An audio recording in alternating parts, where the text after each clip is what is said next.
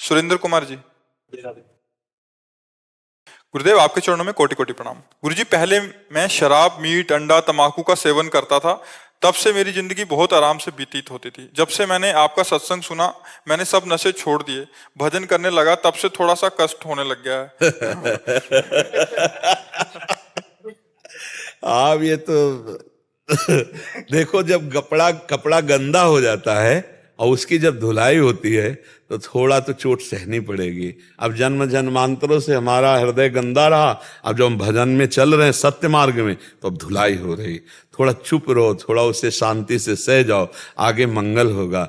गंदे आचरण करने से सुख की प्राप्ति नहीं होती, केवल ऐसा लगता है। तो शराब पीने से, मांस खाने से, पराई माता बहनों की तरफ गंदी दृष्टि करने से कहीं सुख मिल सकता है क्या? इतना बड़ा प्रतापी रावण जो भगवान शंकर की आराधना करता था, इतना बलवान था, देखो गंदे आचरण के कारण ही नष्ट हो गया। रहा न को कुल रोवन हारा। तो थोड़ा धर्म से चलने पर कष्ट तो हम मानते हैं आएंगे, क्योंकि जैसे दाग लग गया है, अब उसे छुटाना है तो रगड़ना पड़ेगा, उसको पटक पटक के कपड़ा धोना पड़ेगा, तो थोड़ी पटकन तो लगेगी, लेकिन निर्मल हो जाओगे, आनंदित हो जाओगे। हमारे बहुत जन्मों के पाप जमा है, इस जन्म के भी पाप हैं, लेकिन हम आपको धन्यवाद देते हैं कि आप इस जन्म की गलतियों को छोड़कर अब सच्चाई से चल रहे हो। तो ऊबना नहीं। देखो, गलत कर्म का फल मिलता है, तो क्या ये अच्छे कर्म का फल नहीं मिलेगा? आप सोचो, ये तुम्हारी नई खेती है, वो पुरानी खेती है। अब जो चल रहे हो, इसका फल नहीं है दुख, इसका फल है सुख। लेकिन जो बोया है उसका फल है दुख, वो आपको काटना पड़ेगा।